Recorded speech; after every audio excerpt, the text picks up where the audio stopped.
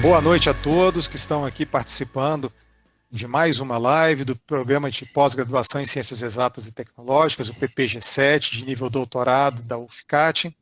Hoje estamos recebendo o doutor Diego Cara, nosso grande amigo.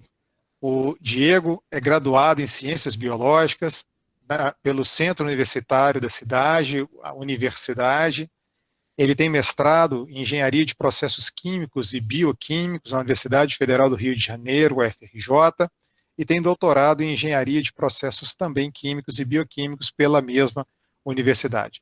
O Diego foi nosso aluno de pós-doutorado aqui na, então, Universidade Federal de Goiás, Regional Catalão, agora Universidade Federal de Catalão. É com muito carinho e com muita honra que a gente recebe o Diego hoje para falar um pouco para a gente sobre biomateriais. Diego, fica à vontade, tá? O palco virtual é seu. Muito obrigado, André, pela apresentação. Pessoal, boa noite, muito obrigado aí pela presença de todos. É sempre muito bom estar junto da pós-graduação. Como o André falou, é uma pós-graduação que eu tenho muito carinho. Salvo engano, André, eu acho que eu fui o primeiro pós-doutor do programa, né? O primeiro a ingressar. Exatamente, Diego. Você foi o primeiro pós-doutor do programa do PPG-7, tá? Com Então, bolsa da FAPEG. É um agradecimento à FAPEG. A FAPEG que foi bastante solícita, foi incrível com a gente. Então, eu agradeço a presença de todos. As perguntas, eu prefiro que seja uma dinâmica de conversa, tá, gente? Então, durante aí a apresentação, podem fazer perguntas. Não pretendo entrar demais em definições, porque existem outros profissionais que são dessa área, né?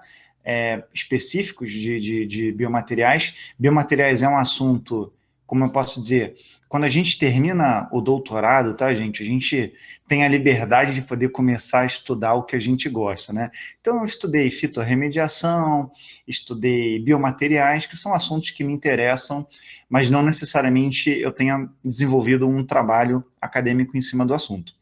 Então, é um assunto que eu tenho muito interesse particular, mas não tem efetivamente publicações na área, tá? E na internet você vai achar professores, doutores que têm publicações na área e que vão ter uma bagagem de teoria muito maior do que a minha. E a minha ideia, com a apresentação de hoje, é trazer esse conhecimento de biomateriais que a gente tem para a realidade que a gente tem da nossa pesquisa. Então, principalmente que eu tenho mais contato, que é com a área de ciência dos materiais, tá? Então, fiquem à vontade aí para fazer as perguntas, tá? Durante a apresentação. E pergunta clássica, estão vendo a minha tela? Estou compartilhando a tela direitinho? Sim, Diego, perfeito. Conseguimos te ver, ouvir, a apresentação também está perfeita.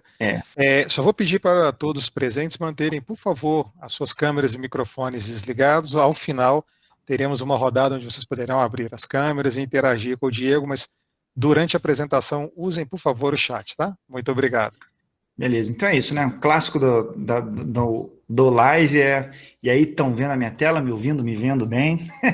Então é isso. Então, como o André falou, eu sou um biólogo, tenho advogado bastante sobre essa interface de biologia e engenharia.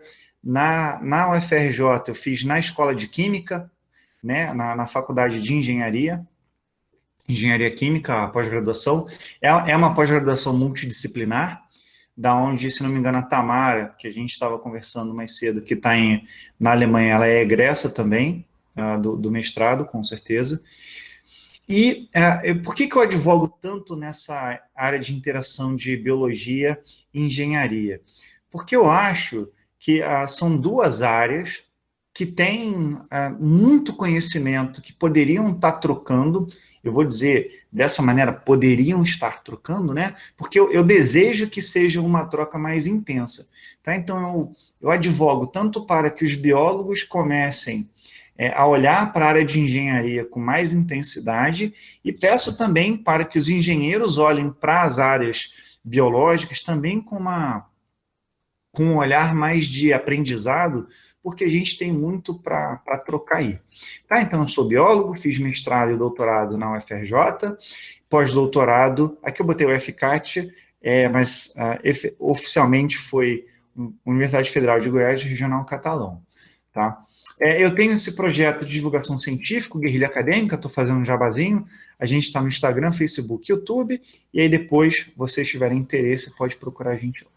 Tá? Então, a primeira coisa que a gente tem que falar é o que são biomateriais, tá? E já começo de cara com a primeira afirmação, é uma definição incerta. Tá? Por que é uma definição incerta?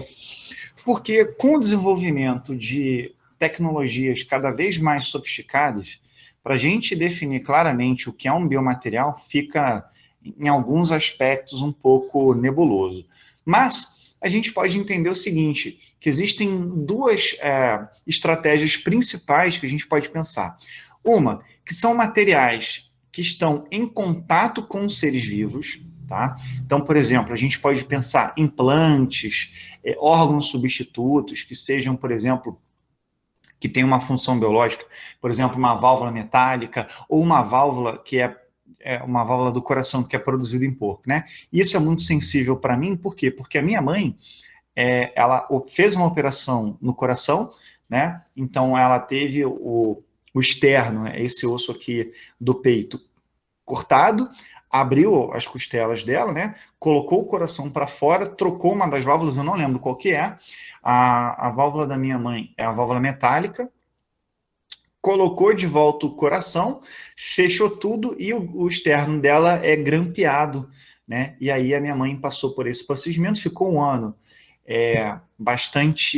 com bastante dificuldade dos seus afazeres normais, né? De levantar, fazer comida, essas coisas que ela faz em casa, porque foi uma cirurgia bastante que exige muito da recuperação do organismo. E a primeira decisão que eu e meu pai tivemos que tomar junto com a minha mãe, qual que era? Se colocaria uma válvula metálica ou uma válvula cartilaginosa feita de tecido cartilaginoso de porco, né? Então, o pessoal faz uma engenharia ali no porco e você tem uma válvula biológica. Prós e contras, vamos levantar. Quais são os prós da válvula metálica? A minha mãe nunca mais precisa fazer outra cirurgia. Tá? Ela não precisa passar por outro procedimento cirúrgico. A válvula vai ficar lá no coração dela, se ela cuidar bem, até ela vir a falecer. Tá? Qual é o contra dessa válvula metálica? Bom, como é um corpo estranho no organismo, existe uma resposta imunológica. E a resposta imunológica, ela vai tentar agredir aquele corpo estranho, não vai conseguir, mas vai desencadear um processo inflamatório, um processo que pode causar destruição do tecido, necrose, várias repercussões na saúde da minha mãe. Então, a minha mãe tem que tomar uma série de remédios e tem que ter uma regulagem, tanto da fluidez do sangue, né?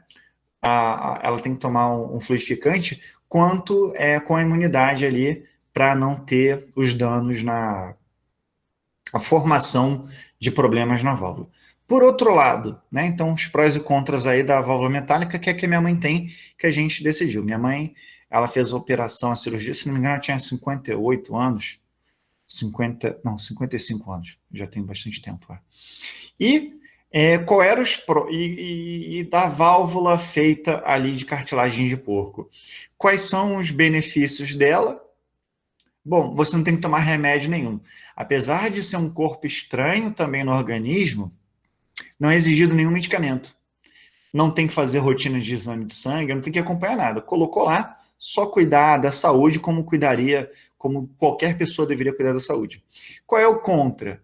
Que as válvulas, na época, era a cada 5 anos elas deviam ser trocadas. Hoje, se não me engano, eu conversei com um médico, a tecnologia já melhorou muito e a cada 10 anos teria que ser trocada. Então, a minha mãe, provavelmente, se fosse a de porco, ela teria que passar pelo procedimento novamente. E é um procedimento aí, a cirurgia da minha mãe deu uma pequena complicaçãozinha ali, eu acho que foram quase 12 horas de cirurgia. É uma cirurgia que exige demais, a recuperação é lenta.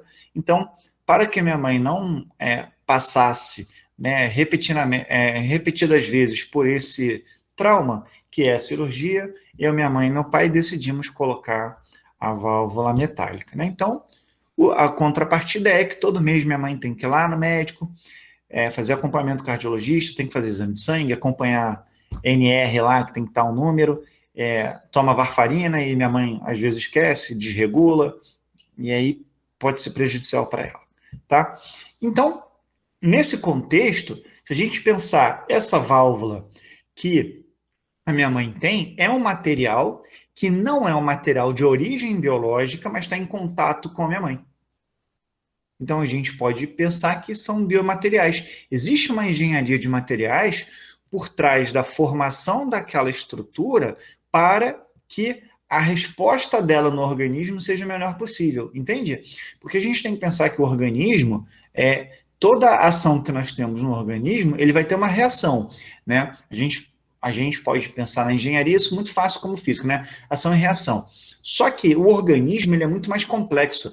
A reação que existe no organismo não é tão direta e tão fácil de detectar, né? Se a gente pensar aí, por exemplo, numa força simples, né? A colisão de um carro. Existem várias variáveis e você consegue simular. A complexidade de um ser vivo, a gente ainda não consegue simular porque a gente ainda nem conhece direito, né? Então a gente não sabe muito bem como as coisas funcionam, tá?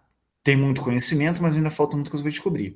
Por outro lado, a gente pode pensar também de outra maneira. Biomateriais são materiais produzidos por seres vivos, tá? Ou que levam componentes de origem biológica, tá? Então, como a gente pode pensar o que é um material produzido por ser vivo? Então, dentro da área de mineração, a gente pode pensar, por exemplo, na areia dolomita, que é feito lá das casquinhas das diatomáceas, tá? André, se eu estiver falando alguma besteira, por favor, me corrija. Então, você tem a deposição das capas, né, das paredes celulares de algas que são formadas por silicatos. Essas algas vão morrendo, vão formando ali o que a gente chama de terra de atomácea, né? E aí, inclusive, é utilizado na cerveja como elemento filtrante, tá? Quem quiser falar mais de cerveja, a gente abre uma mesa redonda aí no finalzinho sobre cerveja, pode falar até de biomateriais aplicados à cerveja, bem interessante. Tá? Tô bebendo água aqui, por uma questão que aqui é trabalho, mas certamente mais tarde eu vou abrir uma cervejinha em vossa homenagem, tá? E também podemos pensar que dentro dessa definição de biomateriais são, por exemplo, estruturas que levam um componente biológico. Por exemplo, um teste rápido que leva ali uma enzima que foi produzida por uma bactéria, por uma levedura, e que ela te dá um resultado rápido. Entende? Por exemplo, a gente pode pensar naquele aparelhinho para medir a glicose. A gente pode pensar, por exemplo, um teste de gravidez, ou mesmo a gente pode pensar de forma mais recente num teste rápido aí que tinha para detectar coronavírus. Então, mesmo que aquele produto leve um componente biológico, a gente vai colocar nessa ideia de biomateriais. Tá? Tem pesquisadores que não vão concordar com essa definição, e aí eu deixo para os doutores ficarem discutindo. Tá? Se a gente for pensar em 4 grandes grupos, né, de biomateriais, primeiro, a gente tem o bioinerte, tá? Então, o bioinerte que a gente conhece, por exemplo, nós temos a platina, o ouro, titânio, né? Então, desde antigamente se usa o ouro para fazer obturação, por quê? Porque o ouro forma uma amálgama, é fácil de moldar, depois ali com processo térmico, você tira o mercúrio do amálgama e o ouro fica ali, e ele não causa nenhum tipo de estímulo, nenhum tipo de reação do nosso organismo. Por isso que a gente chama de bioinerte. Então, o que é um biomaterial bioinerte? Tá? É aquele que não vai gerar resposta nenhuma do organismo. Tá? Se alguém quiser perguntar alguma coisa, fique à vontade. Hoje em dia a gente tem, por exemplo, substitutos de partes de tecido, por exemplo, platina, parafusos de platina, que também são materiais bioinertes, tá? E se não me engano, tem usado como prótese dentária o parafuso que coloca ali os dentes de porcelana, então a porcelana também entrando aí como um biomaterial bioinerte, e o titânio, né, para fazer a fixação do dente de porcelana no maxilar, que ou na mandíbula, que são os ossos aqui da boca, tá? O biotolerante. O biotolerante é aquele que, em contato, gera uma resposta do organismo, mas é uma resposta que, o nome já diz, é tolerável. Então, aquela resposta não é uma resposta que causa dano. Um exemplo que a gente pode pensar, que a gente observa, né, é quando um indivíduo ele leva um tiro, né, projetil ali de chumbo. O chumbo é um material biotolerante. Então, às vezes, isso é muito comum a gente ver em filme, né? A pessoa leva um tiro e o médico decide, não, deixa aí, porque o que vai acontecer? Esse material vai gerar uma resposta, ele vai ser encapsulado por um tipo de tecido, geralmente um tecido conjuntivo.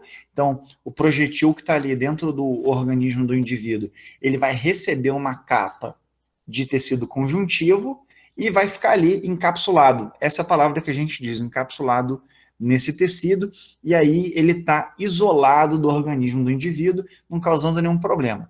Ele gerou uma resposta, mas é uma resposta tolerável. Por isso que a gente vai chamar de biotolerante, tá?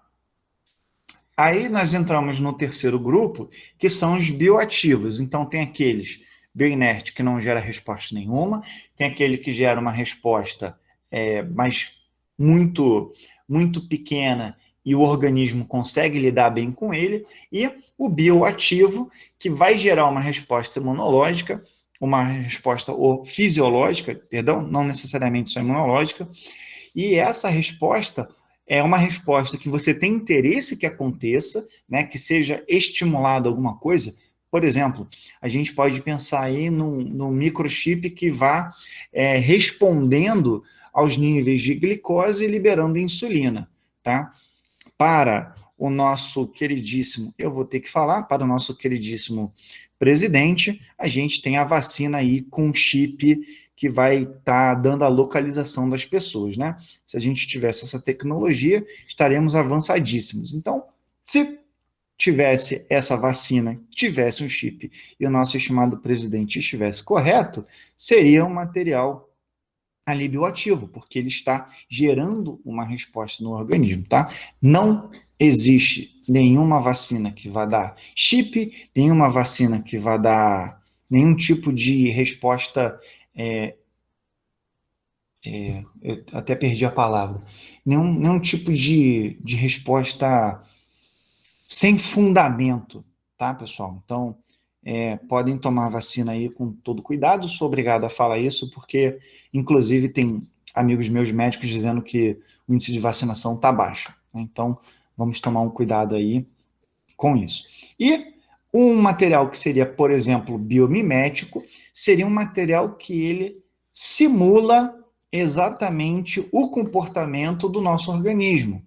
Então, por exemplo, você pode ter ali um material que ele vai simular o funcionamento de uma célula, tá? Seria, por exemplo, algumas tecnologias de nanorobôs que estariam ali funcionando como defesa imunológica.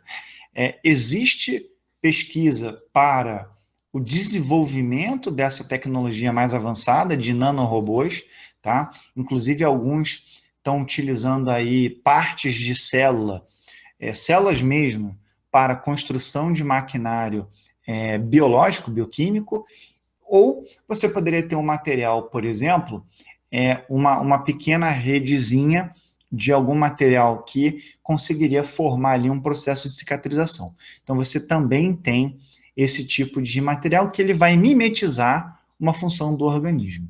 Tá, pessoal?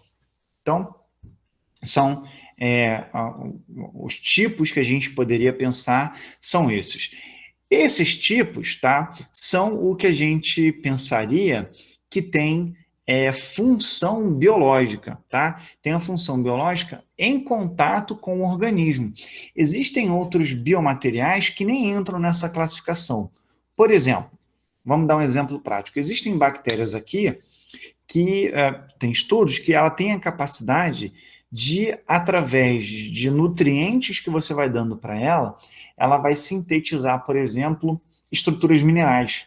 E ela vai secretar, ela vai jogar para fora, tá, esse material mineral. E esse material mineral vai se formando. Para quem tiver interesse, os primeiros fósseis de células que a gente conhece são chamados estromatólitos, tá? Que vai formando como se fosse uma rocha, né? Mas são camadas de bactérias que vão crescendo e fazendo a deposição de, salvo engano, carbonato de cálcio.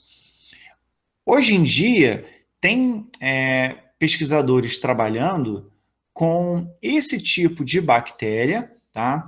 Que ela tem essa capacidade de uma síntese de material mineral, por exemplo, para conseguir, eu esqueci o nome, para conseguir ali remediar fraturas em estruturas de cimento. Então, você tem lá uma estrutura que foi feita de cimento, né? E ela, por acaso, sofreu algum processo interno de destruição, erosão, acidificação, enfim. E aí, o que você faria? Você conseguiria colocar essa bactéria lá dentro, fornece os nutrientes para ela, e através do metabolismo dela, ela seria capaz de sintetizar substâncias que fariam a recomposição da estrutura mineral, restabelecendo assim a função estrutural, por exemplo, de uma coluna. Tá? Então, a gente tem pesquisas nessa área em andamento. Tá? Das aplicações médicas, eu tirei isso de um livro, tá, pessoal? Então, peço desculpas aí que está em inglês, mas pode ver que existem milhões de opções. Inclusive, tá, se você pensar o silicone que as mulheres, que as pessoas utilizam de modo estético, ele é um material, antigamente ele era biotolerante, hoje a gente já tem bioinerte. O que é biotolerante? Formava ali um encapsulamento e a cada 10 anos tinha que se trocar a prótese. Hoje em dia tem próteses que essa resposta já é bem mais lenta e aí pode ficar por mais tempo com a prótese, tá? Por exemplo, aumento de seios, tá? Eu gosto muito desse slide, tá? Que eu me levanto uma pergunta filosófica, o que é vida, tá? E existe essa pergunta filosófica, não vou entrar nela, mas existe um livro e aí o André, por favor, corrige caramba, corrige o meu sotaque, não é bem sotaque, a forma como eu vou falar o nome, do Erwin Schrödinger, nunca sei falar o Schrödinger, das equações lá da mecânica quântica, as funções de onda. E ele tem um livro chamado O que é Vida, de, se não me engano, 1948, 1947, que é antes da descoberta do DNA. Então, é um físico perguntando o que é vida. E ele vai dar uma definição física do que é vida. É um livro maravilhoso. E depois, 43. Depois, em 1993, lança um livro que é vida 50 anos depois, já com umas informações mais biológicas. Mas a gente pode pensar que um ser vivo, ele é o quê? Ele é um fluxo de matéria e energia, tá? Ou seja, o ser vivo está sempre consumindo matéria. Essa matéria, ela carrega energia nas suas ligações, uma energia química que vai ser transformada no organismo em energia bioquímica para suas atividades. E está sempre liberando matéria e energia para o meio. Tá? Então, de posse dessa ideia física de que o ser vivo ele é um fluxo de matéria e energia, e existem, por exemplo, estruturas físicas que só se mantêm com fluxo de matéria e energia. Por exemplo, quando você pensa em um redemoinho, né? Um redemoinho, para que ele se mantenha naquela estrutura organizada, é necessário que haja um fluxo de matéria e energia. Porque o redemoinho, ele se forma, claro, com a rotação da água, mas a água, o líquido, vamos pensar água, ela tem que sair por um ponto.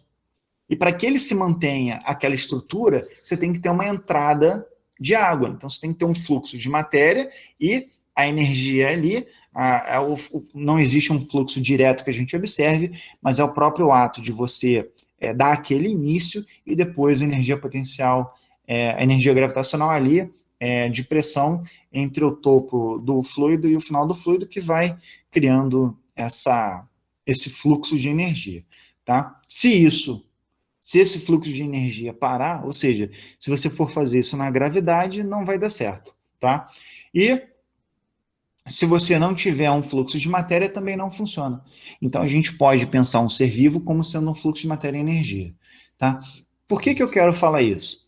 Porque quando a gente pensa quais são os gargalos no desenvolvimento desses biomateriais, tá? Primeiro, o entendimento. Seres vivos são seres dinâmicos. Tá? E o tempo é uma variável importante. Então, quando a gente pensa no desenvolvimento de biomateriais, primeiro, existe fluxo, os seres vivos são dinâmicos, tá? E a variável tempo é importante. O que isso quer dizer que uma variável tempo é importante? Se a gente pensar termodinâmica, o mundo tende à desordem. Então, quando você desenvolve um material desse, por exemplo, uma análise, uma análise enzimática para detecção de algum tipo de exame, esse material ele vai perdendo as características com o tempo. Então, o tempo é uma variável importante. De novo, pensar nas vacinas. As vacinas que têm de RNA, que são essas, segundo o nosso digníssimo presidente, são as que transformam em jacaré, elas têm material genético, o RNA, que é uma molécula dinâmica e é uma molécula que dentro da nossa célula, ela demora muito pouco tempo para se desfazer, ela é rápida. Ela é sintetizada, exerce sua função e desaparece. Por isso que para você conseguir ter essas vacinas disponíveis, qual é a temperatura que a vacina tem que estar armazenada? A menos 70 graus. Por quê? Com a diminuição da temperatura, você diminui a energia do sistema e você amplia o tempo de vida dessas moléculas. Veja que interessante. Já, por exemplo, as vacinas, a Oxford, que é a que a gente está distribuindo ali pela Fiocruz, e a Coronavac do Butantan, são vacinas que não utilizam essa tecnologia, utilizam já modificações de vírus já conhecidos. Então, ela é armazenada ali cerca de 8 graus. Então, veja a diferença que a gente precisa em lidar com o tempo. Então, quando você pensa no desenvolvimento de um material desse, e, de novo, essas vacinas da Pfizer e da Moderna, que são as que utilizam RNA, o maior gargalo tecnológico deles qual era? Era escolher qual era a molécula que teria atividade de membrana para que o material genético, que é temporário, fosse inserido dentro das células. Então, a engenharia da coisa não estava em você pegar o material genético. Nós tivemos aí brasileiros que, acho que em 3 meses de pandemia, eu acho que era uma pesquisadora, salvo engano, do FMG, posso estar errado, tá, gente? Não estou lembrado, ela já tinha feito sequenciamento do coronavírus. Então, assim, saber o que o coronavírus carrega de informação foi rápido. Todo o desenvolvimento da vacina está em você pegar essa informação e conseguir transformar em algo que seja útil para a sociedade, que é uma vacina, tá? André, até aqui alguém tem alguma pergunta? Alguém já fez alguma pergunta? Não, Diego, até agora nós não temos pergunta nenhuma não, tá? Fica à vontade para continuar. Não, beleza. Pessoal, se eu estiver falando muito rápido, e eu sei que eu falo muito rápido, é só dar um aviso aí que eu tiro o pé do acelerador, tá?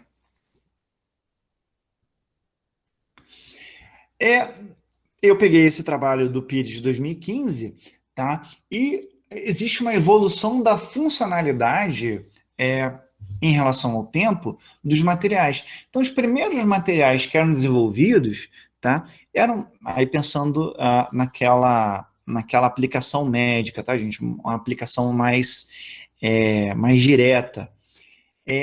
Primeiro, os materiais biocompatíveis, né? Ouro, platina, titânio, que é um pouco mais recente, que é aquele material que ele não vai causar nenhum problema, tá? Que são os materiais clinicamente utilizados. Depois você evolui para os materiais bioativos, ou seja, são aqueles materiais que têm uma resposta que você deseja. Eu quero que esse material gere uma resposta. Depois, os materiais biodegradáveis, né? Então, se você lembrar, quem tomou alguns pontos lá nos anos 80, 90, você tomava o ponto e depois de 7, 15 dias tinha que voltar lá no médico para tirar os pontos. Hoje em dia, não. A grande maioria você toma o ponto ali e esquece ele, porque o ponto vai ser absorvido pelo teu organismo. Ele vai se decompondo em moléculas que o seu organismo consegue metabolizar ou, no mínimo, excretar. Sai nas excretas ali e está tudo bonitinho, que são os materiais biodegradáveis, né? Podemos pensar em aplicações de engenharia, materiais biodegradáveis, aí com a questão de canudinho, copo, saco plástico, que são materiais do uso cotidiano, mas que são biodegradáveis. O que é um material biodegradável? É um material que a sua composição, ela existe uma resposta na natureza ou no organismo que as suas partes, os seus componentes, conseguem ser trabalhado, né? Quando você pega, por exemplo, uma garrafa de vidro e você joga no chão e deixa lá, bom, quem metaboliza o vidro? Ninguém metaboliza o vidro.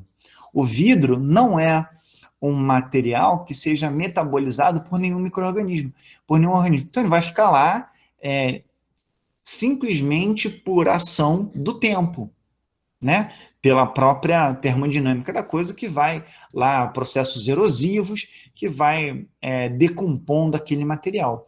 Quando a gente pensa no material biodegradável, é um material que quando você libera no organismo, ou quando você libera no ambiente, é um material que encontra na natureza metabolismos capazes de lidar com aquela situação, tá? Hoje, a gente tem os materiais bioativos e biodegradáveis sendo utilizados ainda clinicamente, tá? E o mais recente, os materiais biomiméticos, que são aqueles materiais que vão, ainda não têm uma aplicação direta, mas são aqueles materiais que vão se passar como uma estrutura do ser vivo. Tá? Então, é um material que não é que ele não é tolerado, não é que ele é inativo. Ele é um material que o organismo reconhece como sendo dele. Então, por isso que é chamado biomimético. Tá, pessoal? Então, isso aí é um dos que tem sido feito mais, né, que tem mais recente de avanços. Tá? Então, por exemplo, você tem aí o tratamento brasileiro com pele de tilápia para queimaduras, né? Chega a NASA, eu tirei isso no início de 2020, foi ano passado, quando teve a nossa primeira palestra, e depois, não sei se vocês vão lembrar, teve uma explosão de um navio na Turquia e causou muitas queimaduras, e o Brasil se dispôs a enviar as peles de tilápia. Por quê? O processo de queimadura, tá, gente, é um processo de agressão no organismo muito intenso, porque ele destrói o tecido e ele causa uma resposta imunológica muito característica, muito forte. A função dessa pele de tilápia é se passar por uma base de recomposição do tecido. Então, o tecido que foi degradado, destruído na queimadura, ele encontra ali, na base da pele da tilápia, um ambiente mais favorável e protegido para sua recomposição. Por isso que tem se utilizado a pele de tilápia para tratamento de queimaduras. Tá? Ele facilita o processo de regeneração e aquela área, que é uma área exposta e sensível a infecções, fica protegida mecanicamente pela própria pele de tilápia, tá? Outra coisa interessante, né? De onde vem o que eu como? Além da farinha, a mandioca é usada na produção de cerveja, inclusive a gente tem uma cerveja aqui chamada Esmera de Goiás, ela tem usado a mandioca e tem sido feito com produtores aqui de Goiás, não tô por dentro, é uma cerveja boa, tá, gente? Não ganho nada por falar nisso, é porque skin the game, né? Pele em risco. É uma cerveja que eu bebo, então eu recomendo, tá? Inclusive está em promoção na mercearia do Dó. Quem quiser comprar lá, cerveja tá 1,88, eu acho. Bem baratinho, bem gostosa, tá? Mas a mandioca pode ser utilizada para extrair ouro. Ora, pois, por quê? Bom, se a gente pensar que a mandioca, né, o pessoal chama acho que é a maniva brava, né, ela produz como processo de defesa da agressão ácido cianídrico, né? O ácido cianídrico, HCN, o cianeto, cianureto mais comum, ele tem um problema seríssimo que qual é? Ele se liga nas mitocôndrias na cadeia transportadora de elétrons, né? Então, quando você come um carboidrato, você quebra o carboidrato, glicólise, ciclo de Krebs, que vai gerar transportadores de elétron, e na fosforilação, exatamente onde você gera energia. O cianeto, ele entra lá, galera de química sabe o acoplamento que ele tem lá, e não permite que haja o transporte de energia, geração de energia. Então, é uma falha geral no organismo. Todas as células começam a falhar ao mesmo tempo. E é uma morte que leva em torno de 2 a 3 minutos. Tá? É um sal, um ácido, né? Ele precisa de pouca concentração, alta solubilidade na água e não tem cheiro. Mas o ácido cianídrico, ele é utilizado na extração de ouro, tá? E, se não me engano, o André também pode me ajudar com isso, se não me engano, acho que na África do Sul, a South Golden Mine, acho que é na África do Sul, tem tanques que utilizam ácido cianídrico, não sei se no Brasil ainda se utiliza, tá? E, a título de curiosidade, o que você faz com isso? Você joga o ácido cianídrico numa bacia e deixa que ele haja uma decomposição pelo oxigênio e pela luz ultravioleta, a luz do sol. Tem uma bacia ali de decomposição do ácido cianídrico. Tá? A Neuralink é uma empresa de desenvolvimento de tecnologia do Elon Musk. Esse é o primeiro implante que ela tinha desenvolvido. É um implante onde você faz a conexão direta do sistema nervoso, do cérebro, com um componente, e esse componente serve para você controlar computador, fazer um monte de coisa, tá? Inclusive, já tem gente utilizando esse tipo de dispositivo. E aí, o Neuralink, ele evoluiu desse aparelhinho que parece um aparelho para auditivo, né? Onde faz uma conexão ali aqui com um cérebro, para um dispositivo do tamanho de uma moeda que é implantado diretamente por baixo do osso do crânio da pessoa, tá? E aí, esse é o link, é o Neuralink, né? Ele é do tamanho de uma moeda, tem as dimensões aí. Ele tem 1024 canais. O que isso significa aí? Significa que esse dispositivo, ele vai fazer 1024 conexões com neurônios. Então, ele vai ser capaz de detectar os neurônios, na conexão entre eles, geram um potencial elétrico, e esses links são capazes de detectar a variação desse potencial elétrico. Então, ele percebe quando aquele neurônio ali está fazendo uma comunicação. Então, quando ele dispara, né, ele gera um potencial elétrico, e aí, quanto mais links você tiver, quanto mais pontos, mais neurônios você consegue detectar, tá? Fica uma cápsulazinha por baixo ali, invisível, né?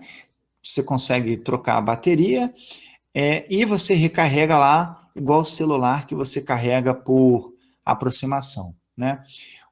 Quem faz a cirurgia é esse robô, tá? E, claro, tem um médico acompanhando, mas esse robozinho aí é capaz de fazer tudo. Ele escaneia a posição que vai ser o furo, e ele faz a inserção desses 1024, como se fosse um bordadinho, né? Então ele vai literalmente encaixando cada um dos eletrodos ali dentro do cérebro, tá?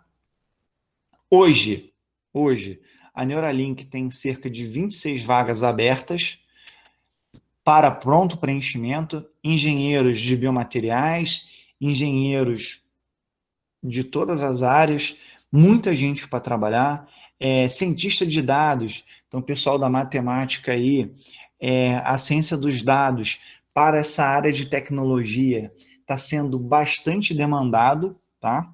Inclusive, converso bastante com essa temática com o André. Uma das coisas que eu tenho para mim, né, no meu profissional, nesse ano e no ano que vem, é começar a entender de linguagem de programação científica, principalmente o R, que é um pacote estatístico, e Python, que tem uma programação científica mais ampla também, tá? Na saúde, então, a gente tem uma válvulazinha ali do coração, a minha mãe colocou parecida com uma dessa, tá? Então, essa daqui. A gente tem as junções de osso, né? Então, por exemplo, quando você pensa que entre a bacia e o quadril, você tem uma junção óssea que muita gente, com o tempo, pode sofrer desgaste. Existe ali uma camada cartilaginosa, e quando essa camada cartilaginosa vai perdendo sua função, vai perdendo sua espessura, ela vai dando problemas, né? Então, quem lembra lá do, se não me engano, o Ronaldinho, o Fenômeno, né, o antigo, ele tinha muito problema no joelho porque essa camada de cartilagem dele já estava bastante detonada, tá? O implante dental de titânio, tá? Então é literalmente um parafuso, e aí você tem o dente de porcelana recomposto por cima, tá? E, olha que interessante, fibras que vão biomimetizar a elastina, né? Então, a elasticidade do tecido conjuntivo, né? Tecido conjuntivo, a gente pode lembrar, a gente pode pensar como uma tramazinha, é o que dá para a nossa pele essa textura, né? De elástica, né? Você consegue puxar e ela retorna para a sua posição inicial. E você tem já trabalhos desenvolvendo fibras que vão simular, vão mimetizar esse tecido conjuntivo, tá? Uma coisa que a gente pode pensar, né? A impressão 3D, por que não a gente imprimir um órgão? Fala-se muito nisso, né? Poxa, a gente poderia imprimir um órgão, né? A gente tem tecnologia 3D, a gente consegue imprimir o que a gente quiser, né? Em termos de materiais, impressoras 3D com mais quantidade de componentes, consegue ter um desenvolvimento de um produto maior, preenchimento, cor de materiais diferentes, enfim, ganha grau de complexidade. Por que a gente não consegue imprimir um órgão? Tá? Então, essa é uma pergunta honesta. Tem muita gente trabalhando com impressão 3D. Vejam, esse trabalho aí é de 2019. Tá? E eles vão trabalhar de que maneira? Você precisa pensar o órgão, né? E a gente tem que entender, por isso que eu falo da engenharia e biologia. Não adianta reunir 4, 5 engenheiros e pensar todo o procedimento técnico, todos os protocolos para fazer funcionar, se aquela célula que está sendo depositada ali, ela não sabe o que ela tem que fazer. E quem vai dizer, e quem entende de células, por exemplo, é um biólogo ou um farmacêutico. Existe uma série de profissões dentro das áreas biomédicas, vou colocar genéricas assim, que tem esse conhecimento, né? Não adianta você pegar qualquer célula, tem que ser células que tenham a sua estrutura voltada para aquela função. Então, é por isso que nessas áreas de biotecnologia, vou botar genérico assim, a gente precisa de mais que os engenheiros e os biólogos, né, o pessoal da área de biomédica, se comuniquem. E quando eu decidi entrar para a engenharia, eu tentei ser, na minha formação, o profissional que faria exatamente a comunicação entre um biólogo e um engenheiro. Então, quando eu falo da minha formação, o pessoal acha que eu sou engenheiro, mas eu não sou engenheiro. mas eu tenho muitos conhecimentos da engenharia. E o pessoal acha que eu sou biólogo e eu falo que eu não sou biólogo. Inclusive, essa semana teve uma brincadeira dessa com o André. Por quê? Porque simplesmente o que você pensaria de um biólogo, que é conhecer todas as plantas e todos os animais, não sei o quê, eu simplesmente conheço. Por quê? Porque eu sempre tive nessa interface biotecnologia. Então, saber que animal é esse nunca me interessou. Que planta é essa também nunca me interessou. Né? Óbvio que eu fiz as disciplinas, olho para uma planta, sei qual é uma planta, e se tivesse interesse, pegaria os livros e poderia tentar identificar. Mas não é a minha área de atuação. Então, teve um animalzinho lá que um amigo nosso geólogo tirou foto e me perguntaram, pô, que animal é esse? Eu falei, não sei, pergunta para um biólogo, né? Essa é a brincadeira que eu levo, porque realmente, eu olhei para o bicho e falei, ó, é um bicho, entendeu? Eu te falo que é um animal, acabou. Se quiser, eu faço a descrição dele. Tem pelos brancos, tem polegar, isso, não sei o quê, mas dizer quem é, não faço ideia. E aí, claro, um amigo nosso ali, junto com outro profissional lá, descobriu quem era. Por quê? Porque eu me dediquei a isso. Agora, me explica qual é a via metabólica na qual uma bactéria tenta extrair potássio de uma rocha, que eu te falo. E muitos biólogos não vão saber, porque eu defini que a minha formação ia ser uma formação de interface.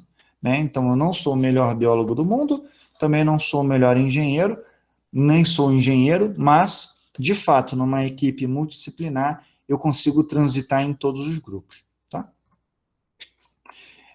Outros trabalhos, por exemplo, os avanços na impressão 3D para fazer reparação do tecido do esôfago, né? Então, o esôfago tem um tecido cartilaginoso. O tecido cartilaginoso, ele é mais fácil de se trabalhar com o órgão inteiro. Por quê? Porque o tecido cartilaginoso, a gente pode pensar ele como sendo uma espuminha, tá? Então, ele tem as fibras que são formadas por um tipo de célula, tá? Essas células fazem a deposição dessa espuminha e acabou. Quando você pensa na impressão de um órgão, você tem que ter as células que fazem a atividade, as células que se formam os vasos de irrigação, as células que fazem enfim, é uma complexidade biológica muito maior. Então, se vocês forem procurar sobre impressão 3D, é muito mais fácil encontrar, por exemplo, de tecidos que têm uma composição de cartilagem muito grande. Tá? Por quê? Porque é mais fácil trabalhar e é mais fácil você conseguir um produto de verdade. Tá? Então, como é que funciona a impressão 3D? Tá? Você tem as células que vão ser colocadas ali, você tem a base na qual ela está sendo formada. No outro artigo, a gente viu que essa base ela é um alginato, né, um microgel de alginato. Então, quem já viu aquelas balinhas, sabe aquela balinha japonesa de alginato? Então, é isso mesmo que você faz. Quando você tem um alginato e você coloca o cálcio, né, você pinga o cálcio ali, o cálcio, que é mais 2, ele liga as moléculas de alginato, forma uma trama, forma uma espuminha ali, forma uma estrutura que tem uma resistência de um sólido. Né? Então, esse alginato ele serve de base para as células e ele é biodegradável, tá? Porque ele é formado por polissacarídeos. Então, ele é biodegradável. Então, você serve de base, esse alginato serve de base, as células são depositadas em camadas e aí você tem a formação do órgão, tá? Então, você tem ali o alginato, ali a gente tem 3 bicos, né? O alginato, que é para dar estrutura, as células, e geralmente você vai colocar ali um meio de enriquecimento para que aquelas células tenham nutrientes necessários e também fatores de crescimento celular. Porque, pensa só, como que uma célula sabe que ela é uma célula do coração e não do nariz? Porque ela sofreu modificações para que ela seja uma célula especializada. E como você faz isso? Você informa para a célula, tá? A gente não conhece todo esse mecanismo, ainda é muito desconhecido para a gente, mas a gente consegue ter essa ideia, tá? Então, impressões 3D a pesquisas na área de câncer, tá? Você pode substituir tecidos que têm problema por tecidos que não têm problema, implantes de tecidos, de órgãos ou de produtos, né, devices, tipo Neuralink, né? Você consegue colocar um equipamento ali. Você tem a disponibilização de fármacos, né? O que a gente chama de drug delivery, né? A entrega de fármacos. Então, hoje em dia, você tem adesivos, né? Por exemplo, para nicotina ou para métodos anticoncepcionais, mas se você pensar em produtos mais específicos, né? Por exemplo, a liberação de fármacos ou também a pesquisa de drogas em tecidos biológicos. Por quê? Por exemplo, a gente teve uma fatalidade aí do funkeiro, né, MC Kevin, que caiu lá do quinto andar. Então, primeira coisa que vai fazer é um exame toxicológico. Só que, às vezes, o metabolismo da pessoa é rápido, ela conseguiu metabolizar aquele produto em outros que uma individualidade biológica não tem. Então, você consegue criar dispositivos que vão fazer esse tipo de pesquisa de produtos com muito mais eficiência, tá? E o que é o suprassumo seria a gente poder trabalhar com modelos vivos in vitro, né? Então, hoje em dia,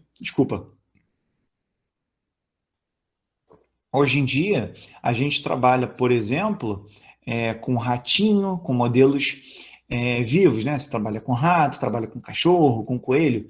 Tem até aí, se não me engano, foi em 2017, 2016, teve um evento grande, destruíram uma das empresas que fornecia o Beagle, né? O Snoopy, ali para pesquisas médicas, destruiu para a pesquisa nacional um grande retrocesso, para os protetores dos animais um grande avanço. O fato é que a gente só consegue ter segurança biológica para o ser humano se a gente testar em animais. Então, se você consegue ter esse tipo de um órgão, se você consegue produzir um órgão dentro de uma estrutura de laboratório, estudar esse órgão, vai ser muito melhor do que efetivamente você usar modelos, por exemplo, rato, porco, que nem sempre reflete o que a gente quer estudar, tá? As aplicações, então, a gente tem o inkjet, né, que seria a de jato de tinta, na qual você tem essas gotículas de alginato, uma extrusora, que o gel já vai sendo formado junto quando vai saindo, tá? E a impressão assistida por laser, né? Você coloca ali os produtos e quando você aplica o laser, você altera a conformação da molécula e aí ela vira uma estrutura de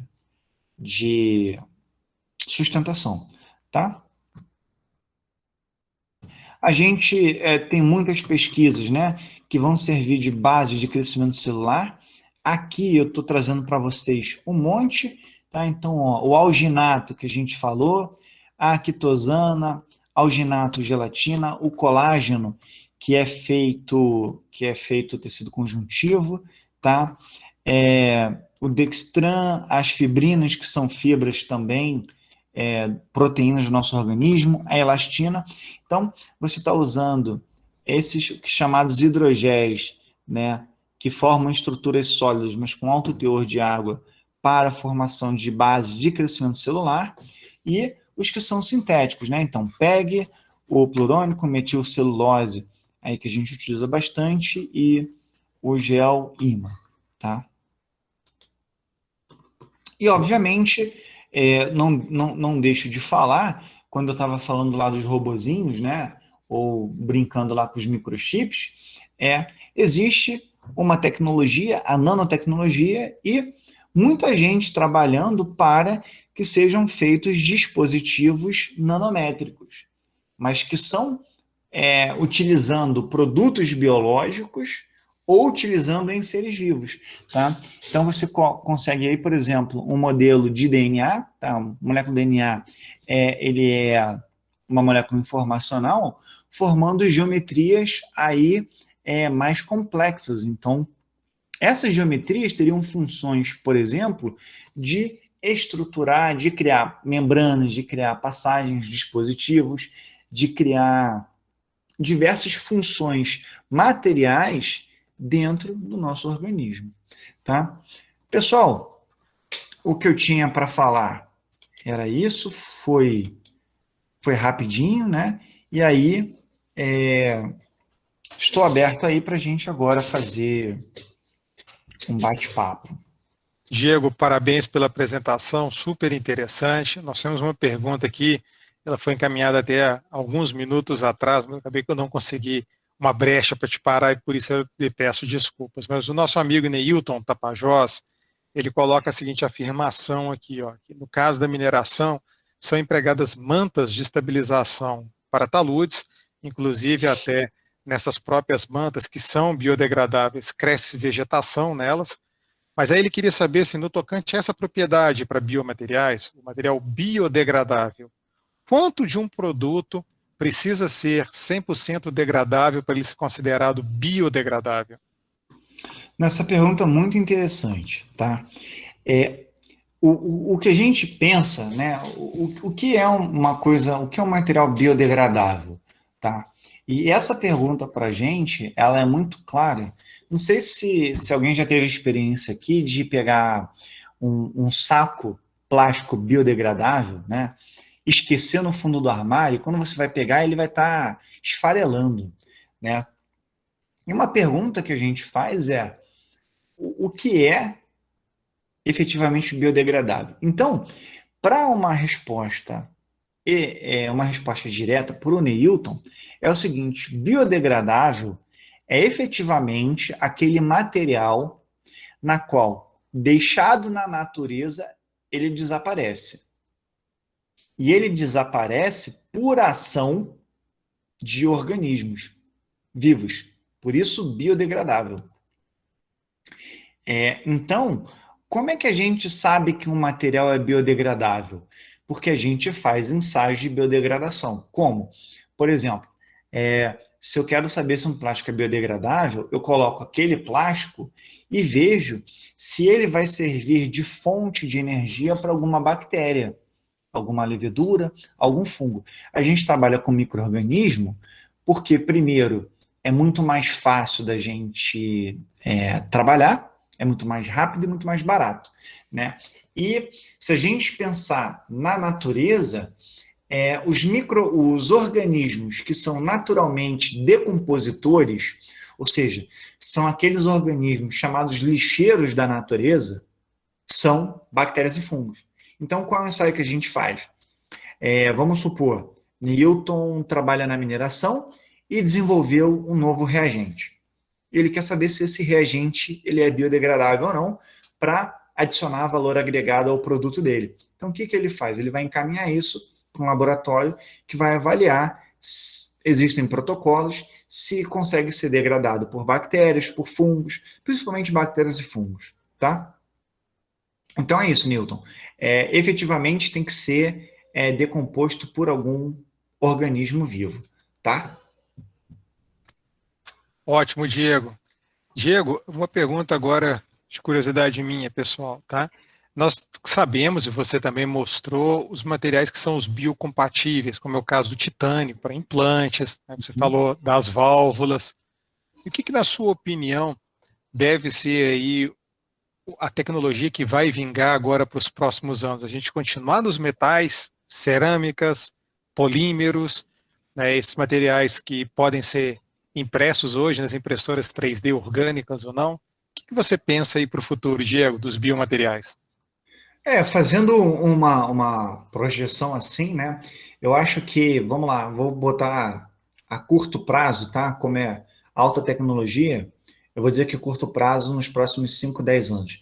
Eu acho que no curto prazo, o que a gente vai ter é um desenvolvimento de materiais que já estão sendo trabalhados e, na minha opinião, o que eu acho que talvez a grande sacada que a gente vai ter dessa tecnologia é a junção de materiais diferentes, né? Os compósitos, por exemplo, você associar ali um titânio, por exemplo, com um plástico, tá? Estou colocando em termos bem simples assim, porque eu não vejo.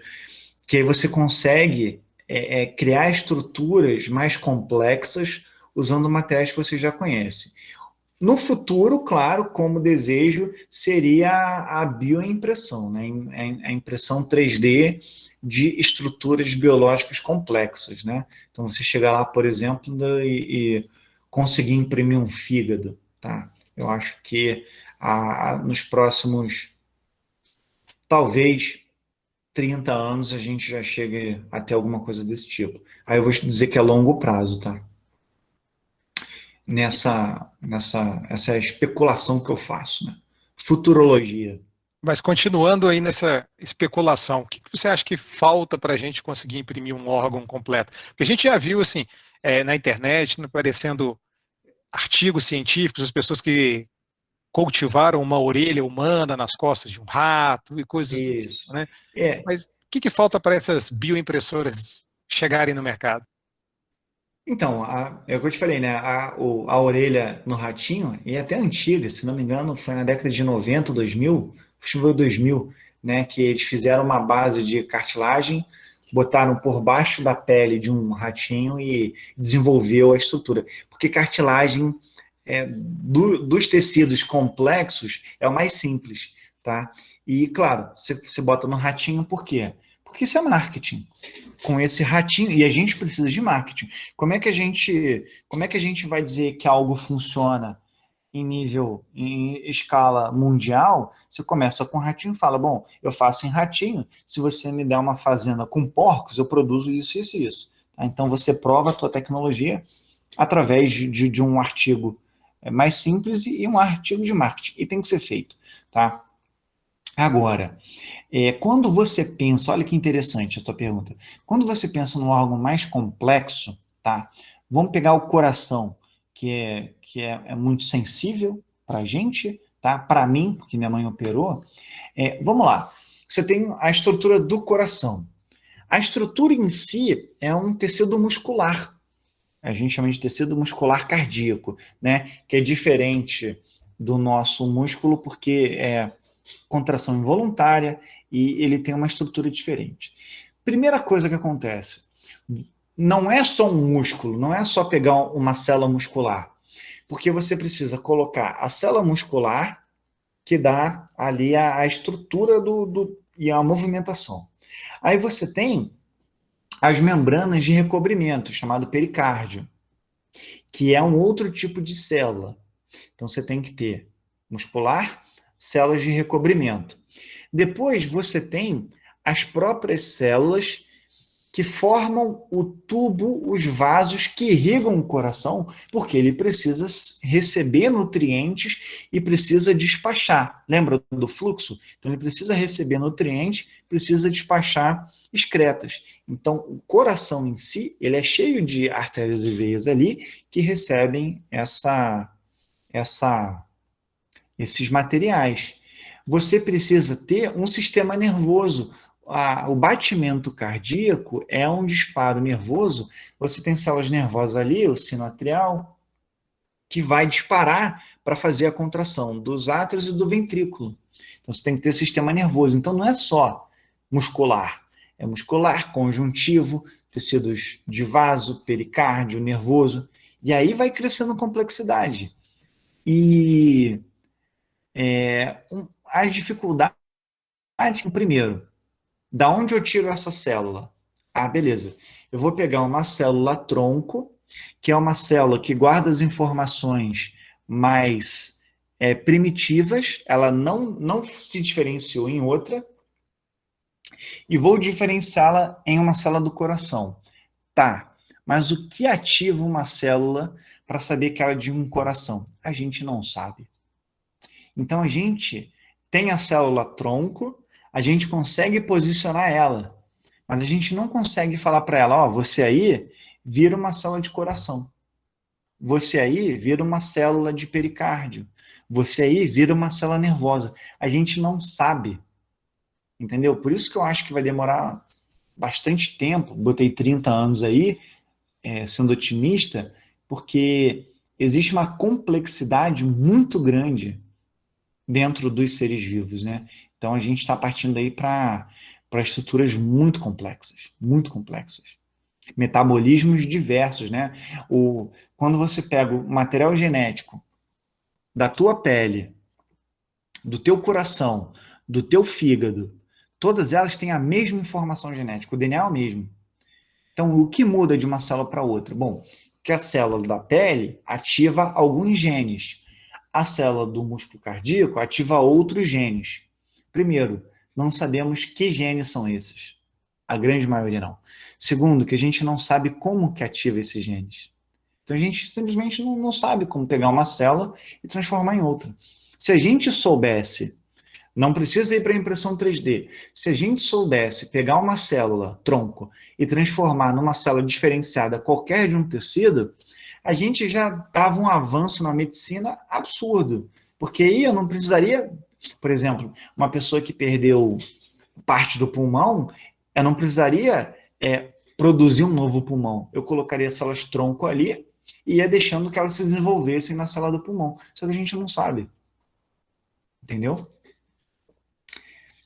É muito interessante pensar que o organismo sabe, né? O organismo que eu quero dizer, o ser biológico, ele sabe como disparar esses gatilhos, ou pelo menos em um determinado momento do seu crescimento, né? Da sua evolução como organismo vivo, esses gatilhos são disparados, quimicamente ou biologicamente são disparados, mas depois nós não sabemos mais como acioná-los, né? Isso realmente é a nova barreira, né? Se conseguirmos descobrir como utilizar de maneira correta esses gatilhos, teríamos uma revolução, né? A gente tem indicativos, né? Por exemplo, alguns tecidos, né? Quando você mergulha uma célula-tronco num determinado tecido, pelo contato com as membranas, a célula ativa a formação dela, né? Só que em outras a gente não sabe. Então, um dos estudos para essa área, olha que interessante, uns estudos para a área de bioimpressão, a gente precisa de um estudo fundamental de embriologia, né? Ou seja, espermatozoide entrou no óvulo, beleza, fecundou. Você começa com uma célula. E veja, você, aí, cada um que eu estou falando, pensa em você. Você é fruto da junção de um espermatozoide com um óvulo. De uma célula surgiu você com toda essa complexidade. Como? Porque as células vão se dividindo e se diferenciando. Estudo da embriologia. Como que ocorre a diferenciação? A gente sabe que existe uma coisa muito interessante que é a posição das células, onde ela está, ela vai dar origem a um determinado grupo de células, que são os primeiros folhetos germinativos. Mas como ela sabe onde ela está? Né? Você aí, fecha o olho. Como você sabe que você é uma célula aqui onde você está? Pelas divisões, internamente, quando você divide uma célula, você também divide as concentrações de produtos do citoplasma. Então, uma das coisas que a gente tem que saber é o que está ficando dentro da célula, que nas divisões vai sendo reduzido, e essa redução dispara uma informação por uma diferenciação. Não é um tópico simples, né? Isso todos podem concordar, tá? E aí, por isso que eu falei, os engenheiros, né, dessa área, tem que pegar um cara que está fazendo um trabalho na faculdade de medicina de embriologia e não é olhar assim e falar assim, nossa, serve para nada. Não, é se apropriar desse conhecimento e falar, como é que eu posso usar isso para uma tecnologia mais interessante, né? Quando a gente pensa, uma das coisas que quando eu dou aula, assim, que eu falo mais bonita, né? Como é que a planta, pensa numa árvore, como é que ela consegue pegar a água que está lá no subsolo e levar para as células lá de cima? Se você pensar numa sequoia gigante da Califórnia, né, a Redwood, que ela chega a ter 100 metros de altura, como é que ela pega a água ali embaixo e leva para 100 metros de altura? Não tem um coração bombeando. É um processo físico e químico. Então, quando o engenheiro, é um processo de capilaridade. Quando o engenheiro começa a olhar para a natureza com um olhar que eu tenho de biólogo de admiração, talvez ele comece a encontrar insights, ideias que vão direcionar o seu trabalho, entende? Quando a gente fala, por exemplo, na mineração, né, eu sempre trabalhei nessa interface biologia e mineração, graduação, mestrado e doutorado. Pô, por que eu escolhi essa área? Porque, veja, nós seres vivos somos seres minerais. A gente tem cálcio, potássio, ferro, magnésio, manganês, cloro, sódio, carbono. A gente precisa de elementos minerais. Como é que a gente tira isso? Vem da alimentação. Tá, legal. E como é que os meus alimentos tiram isso? Ah, vem da plantinha. E como é que a plantinha tira? Ela começa a estabelecer relações, que era o que eu estudei no doutorado, e saiu um artigo agora, novo, com os resultados que a gente trabalhou. As bactérias interagem biologicamente com a planta, então a planta sussurra para ela assim, olha, se você extrair potássio, eu vou te dar uma recompensa. E a bactéria fala assim, legal, eu vou pegar potássio para mim, de lambuja eu libero para a planta. Então você tem relações complexas de seres vivos e minerais, entende? Então foi a área que eu decidi dar mais atenção, né? E quando você traz para nossa essa parte de biomateriais, veja, os seres vivos estão aí no meio ambiente há mais de 3 bilhões e meio de anos. E eles já passaram por um processo de, vamos chamar de inteligência artificial, de machine learning, que é seleção natural, um algoritmo de seleção natural. Ou seja, aqueles organismos que, em comparação com os outros, tinham um sucesso reprodutivo maior, porque economizava energia, porque a sua carapaça era mais rígida, enfim, eles conseguiram sobreviver. A gente já tem 3 bilhões e meio de um processo, vamos botar aí um processo computacional diverso para a gente observar. Só que, aí é a minha crítica, eu não vejo biólogos e engenheiros se dando bem. Eu vejo mais brigando mesmo. Né? Não é o caso do André e da Helenice. Helenice é química, que me acolheram muito bem no laboratório e estavam de portas abertas para as biotecnologias. Mas isso é exceção, vamos ser honestos, André, é exceção. Diego, eu acho que a questão aí dessa discussão sobre equipes multidisciplinares ou até mesmo interdisciplinares, tá? Eu acho que aí vai do ambiente mesmo com o qual os pesquisadores foram inseridos ou se inseriram, né? Então, no que tange especificamente o nosso laboratório, a gente sempre viu que é interessante a gente estar num ambiente o mais colorido possível. Quando a gente fala colorido, nós estamos pensando em formação do tipo de background, né?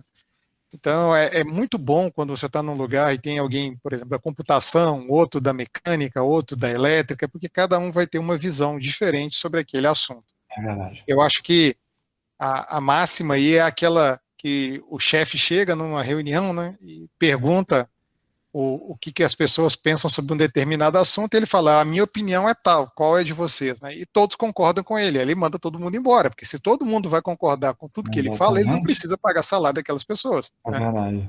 Então, a época que você esteve conosco no laboratório, acho que foi muito fértil, exatamente porque você trazia sempre pontos de vista diferentes dos nossos, porque você vê o mundo por olhos de biólogos, ou chamar assim, biólogo industrial, né?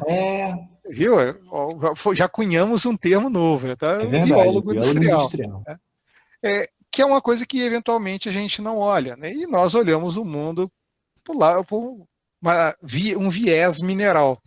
Né? Mas aqui, Diego, nós temos algumas pessoas te desejando os parabéns pela apresentação, pela abordagem. E temos mais uma pergunta aqui também do Neilton, viu? O Neilton está esperando o evento ficar bacana, tá? Ele pergunta para você a seguinte coisa: quais são as perspectivas de desenvolvimento de biomateriais para tratamento de efluente?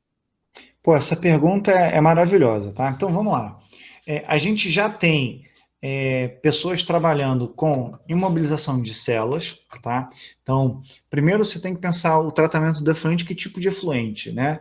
Aí vamos separar em efluente de carga orgânica e efluente de carga não orgânica. Então, por exemplo, você pode pensar aí em um efluente mineral que contenha que não vai ser decomposto, por exemplo, você pode ter um excesso ali de níquel, de cobre, de cromo, que são produtos que você tem que ter, você tem uma legislação ambiental ali, né, a legislação CONAMA. Então, para a parte de biodegradáveis, então vamos supor, você trabalha aí numa indústria de tintas, né? E aí esses componentes ali são biodegradáveis, é uma tinta biodegradável, legal, mas você não pode jogá-la direto, por quê? Porque é um pigmento, interfere na fotossíntese e ela tem uma carga orgânica alta. Então, o que você pode fazer? Você tem o desenvolvimento de membranas, tá? Onde você vai utilizar essa base de gel. Eu cheguei a trabalhar na disciplina experimental com alginato, porque você faz a solução de alginato e você pinga cloreto de cálcio. Quando o cloreto de cálcio cai na solução de alginato, forma um pellet, né? Forma uma bolinha. Né? Nos slides que eu coloquei lá, estava o droplet, né? O gotejamento.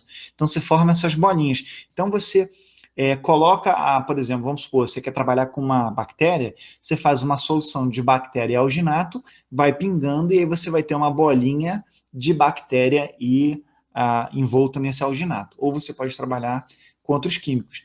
E aí, o gargalo tecnológico que a gente tem, qual é, Newton? É descobrir qual micro-organismo, se a gente pensar na ação do micro-organismo, bactéria, alga, fungo, protozoário, que vai dar conta daquele tipo de efluente. Tá? Então, o que a gente faz, por exemplo, é levar para o laboratório e tentar pesquisar, tentar extrair.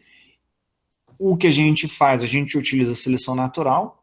Então, por exemplo, quando você vai pegar uma bacia de rejeito, geralmente lá já tem uma série de micro-organismos que estão adaptados naquele ambiente. Então, a chance de você extrair alguém dali que consiga dar conta daquele efluente é mais alta, porque ele já vive naquele ambiente de estresse, né?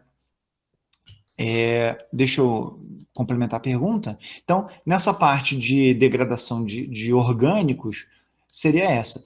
Na parte de inorgânicos, né, de elementos minerais, o que a gente pensa? Bom, a gente tem reatores que são chamados... eu esqueci o nome dos reatores. Caramba! São reatores que você vai trabalhar na ausência de oxigênio, com BRS, bactérias redutores de sulfeto. Aí você gera um sulfeto e esse sulfeto precipita o metal. Então você pode trabalhar com precipitação biológica, tá? Ou o que seria reatores anaeróbicos. Mas eles têm um... Eu levantei a mão, não. Esses reatores, ele tem um acrônimozinho ali, eu esqueci o nome, tá? Um dia, daqui a uns 2 anos eu lembro, tá?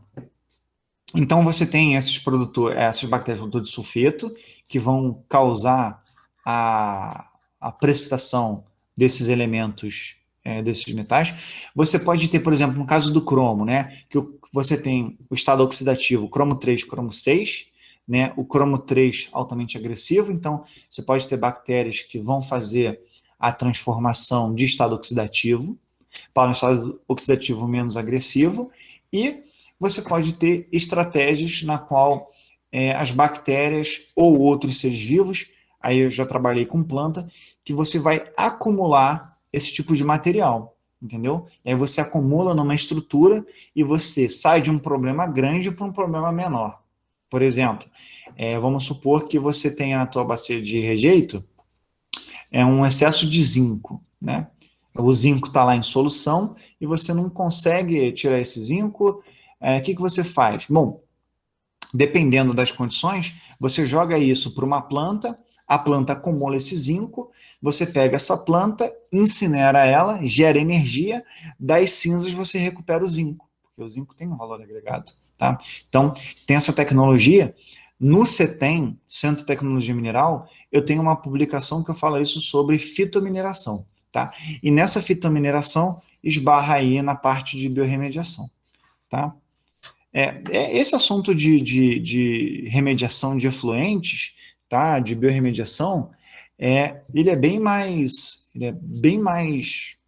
abrangente, e eu poderia também ficar aqui 1 hora falando. A minha orientadora a formação dela, mestrado, doutorado, foi essa, em desenvolvimento de reatores para tratamento de efluente, tá? Então, Newton, não sei se eu respondi de forma satisfatória a tua pergunta, tá? Então, você tem a utilização desses materiais biológicos, e hoje em dia você tem, por exemplo, o desenvolvimento de osmose reversa, né, procurando substitutos para a osmose reversa, né? Ou seja, que você tem ali membranas que tenham uma capacidade seletiva, né? E aí você precisa, para essa membrana ser seletiva, você precisa que ela tenha os grupos, né, ativados específicos para aquele metal. Então, tem um autor de 1960, Bolumil Volesky, que ele fala muito sobre o processo de biosorção, né? O processo de biosorção é uma interação das estruturas químicas da parede celular com o efluente, tá? Então, tem um pessoal, por exemplo, trabalhando com alga, muita gente trabalhando com alga, sargassum, ali se faz um pozinho e utiliza, tá? Eu ajudei um amigo meu, André Ventura, a trabalhar com sargaço. Tem gente trabalhando com levedura, casca de camarão. Aí você pega vários materiais que tenham componentes biológicos e que tenha algum processo de interação com o efluente que você está procurando, tá? Boa, beleza, Newton, tô lendo o comentário aqui, obrigado. Que aí, pô, fica à vontade, vai perguntando, cara. Eu tô aqui até meia-noite, depois a gente pode ir até de manhã também, não tem problema não. Diego, muito obrigado aí pela disposição e pelo horário. Então, pessoal, mais perguntas para o Diego, fiquem à vontade, tá? Podem abrir os microfones se quiserem, as câmeras. É isso aí. Falem agora ou cale-se para sempre.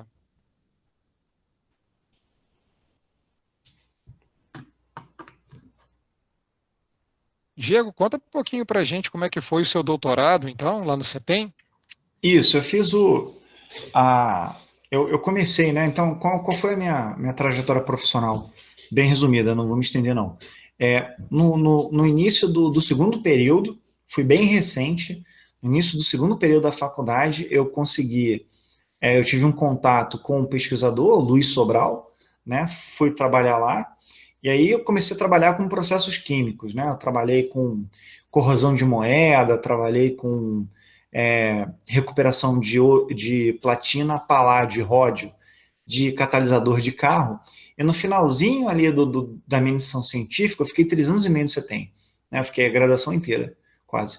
Finalzinho da minha formação ali da iniciação científica, eu comecei a trabalhar no projeto de biolixiviação de cobre, junto com a mineração Caraíba. Tá? Então a gente tinha um projeto de biolixiviação, eu, junto com mais 2 pessoas, nós éramos os biólogos contratados pelo projeto. Foi meu primeiro emprego de verdade.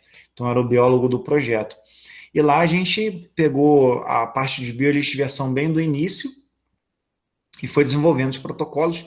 Tivemos a ajuda de muita gente da USP, da Unesp, de Araraquara. Esqueci o nome do professor que trabalhava com a gente. E aí a gente foi trabalhando nessa área de biolixiviação. No mestrado, né, eu acabei indo fazer a parte eu queria trabalhar mais com a área ambiental, né, eu já estava há muito tempo na mineração, queria ir para a área ambiental, essa parte de efluente, e no mestrado eu trabalhei com desenvolvimento de biosurfatante, né, detergente, por bactérias, utilizando óleo de fritura.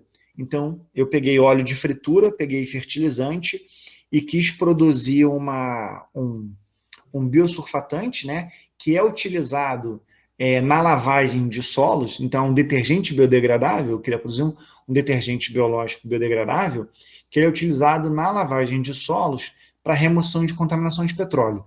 Estava no Rio de Janeiro, Petrobras dava bastante recursos para isso, e aí o meu objetivo era fazer o mestrado nisso e conseguir um financiamento grande depois do doutorado. Depois eu mudei.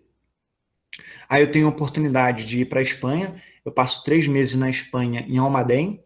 Para quem não conhece, Almadén é uma das 3 principais minas de mercúrio da história da humanidade. 1/3 do mercúrio da humanidade que eu digo desde os romanos, veio de lá, porque o mercúrio ele está num óxido, né, é o cinábrio, que a primeira utilização dele era o vermelho para as togas romanas, depois foi utilizado aí em cosméticos, né, batom, se não me engano, da Cleópatra lá, que também é época romana, 2000 e tantinho, e depois que se descobriu o processo, se não me engano, André me corrija, ustulação, né, que queimava o cinábrio em forno, eu acho, e aí você tinha a recuperação do mercúrio metálico, aquele líquido que a gente conhece, né? E aí começou a usar o mercúrio, se não me engano, diziam que acho que foi teve não é rei dos árabes, é um califado, né? Um califa, que ele tinha uma piscina de mercúrio, né? Ficava olhando ali, admirado com aquilo, né? Coisa que reflete, e aí intoxicação de mercúrio, neurodegenerativo, e ele começou a ficar meio piradão, e aí ficou meio louco mesmo. Depois, quando eu acabo, e lá eu fui trabalhar com o quê? Olha que interessante, ô Neilton, sabe essas bactérias que eu falei, a redutora de sulfato, as BRS?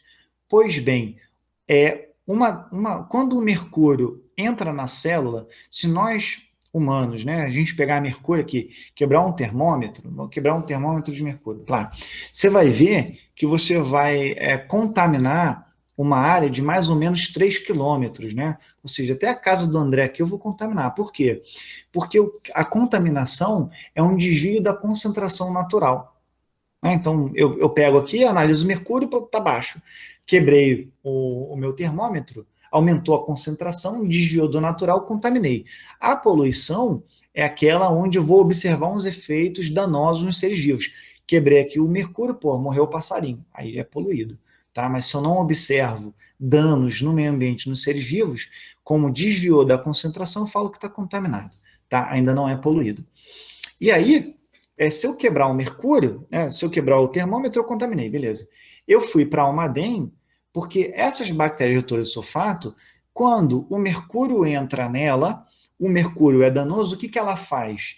Ela pega o mercúrio, ela adiciona um grupo metil, olha que interessante, o mercúrio tem carga mais 2, né? Hg mais 2, 2 mais. Você adiciona um grupo metil, um CH3, para quê? Para você ter uma região ali com o grupo metil, que ele é hidrofóbico. Então, ele consegue passar pela membrana muito mais fácil, da membrana celular da bactéria. Então, o mercúrio entra e ela joga fora para não se contaminar na forma de metilmercúrio, que para nós, seres humanos, é péssimo.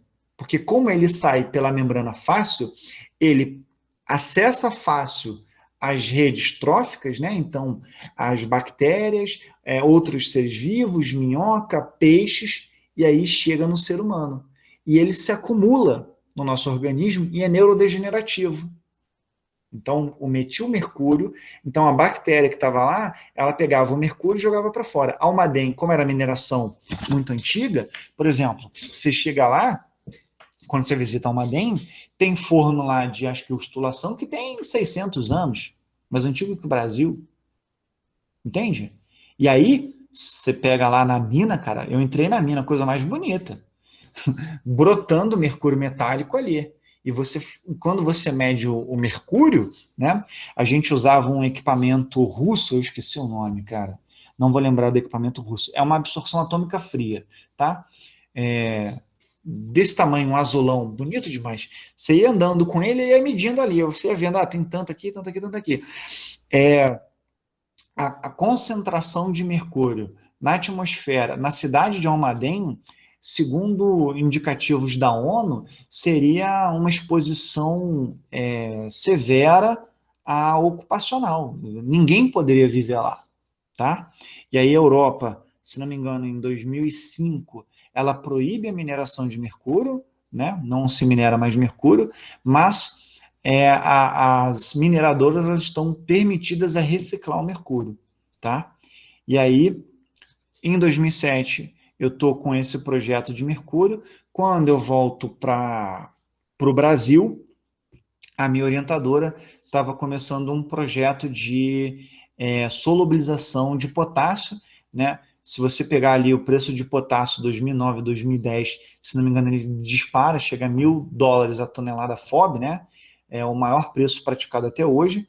Brasil importa 95%, na época era 97%, hoje é 95%, que a gente tem as minas de Taquari Açores, acho que na Amazônia. André também, ou alguém que tiver essa informação quiser complementar, mas a gente importa aí bastante potássio. E nós somos um país de aptidão agroindustrial. Então, quando o potássio sobe, a nossa indústria sofre muito, o governo abre bastante editais para extração de potássio e a gente entra nessa parte de biotecnologia. Então, o meu projeto era conseguir encontrar bactérias que teriam a capacidade de extrair o potássio de rochas. Comecei trabalhando com flogoptito, verdete, que é o verdete do Abaeté, né, do Cedro de Abaeté, e a gente ia trabalhar com basalto também. Só que a gente tirou o basalto porque tinha pouco potássio, ficou com flogoptito e glauconita, né, o verdete. E o flogoptito a gente abandonou porque estava ficando um projeto muito grande, a gente focou no verdete, tá? E aí consegui extrair potássio, mas incrivelmente eu extraí 6 vezes mais o silício do que o potássio. Então a gente tem um indicativo aí, silício é um nutriente importante, mas eu não entendi, eu não fui capaz, no meu doutorado, de entender qual era a dinâmica do potássio e do silício. Por quê? Se você pensar na decomposição da rocha, né, de forma estequiométrica, a quantidade, como é um luminosilicato, a quantidade de silício e alumínio que deveria ser liberado deveria estar ali junto com a estequiometria, né? E o potássio, que está intercalando, substituindo, se não me engano, o alumínio nas cargas, potássio nas cargas de alumínio, ele deveria sair também paralelo, né? Não na mesma quantidade, mas acompanhando o silício. Por algum motivo, saía muito mais silício proporcionalmente do que alumínio e potássio. Então, eu acho que as minhas bactérias, né, foram capazes de desestruturar a estrutura mineral, mas alguma coisa retornou e eu não fui capaz de observar isso. Tá? Então, fica especulativo. Mas foi isso que eu fiz no doutorado, acabei me estendendo, né? Mas é isso. Não, mas foi ótimo, Diego. Só para complementar, a mina de Taquari Vassouras fica no Sergipe, tá? Taquari Vassouras no Sergipe, isso. E Isso. tinha uma na Amazônia, que estava um embrólio, que era da Vale, e desembrulhou ou não? Não, aí eu não sei o Não, que não deu lá, não. Tá? Como é que tá. está essa situação É, nesse momento, não sei dizer. isso. Na época eu sabia bastante, hoje eu já não estou sabendo nem tanto. E a mina de Taquari Vassouras continua, né? Ela ainda está Sim, em operação? Tá, beleza. sim, que eu saiba, sim. Tá? Que eu me lembre também é isso. Então, pessoal, mais alguma pergunta para o Diego? Diego, nós estamos chegando, então, perto aqui do nosso limite também das 2 horas. Então, eu agradeço novamente ao seu tempo, à sua disponibilidade de vir aqui ficar conosco, conversar conosco, abrilhantar aqui mais um evento do PPG7. Tá? A casa está sempre de portas abertas para você. Fique sempre à vontade aí Tá. para retornar. Tá bom? Agradeço Obrigado, a todos os viu? presentes aqui, então, e desejo uma boa noite a todos. Uma boa noite, pessoal. Agradeço a participação de todos. Nilton, muito obrigado pelas perguntas aí, foi bem interessante, viu? É isso aí, pessoal. E, sabe, contando comigo, estou sempre disponível. Agradeço muito. Até a próxima, pessoal. Uma boa Valeu, noite a pessoal. todos. Uma boa noite. Tchau, tchau.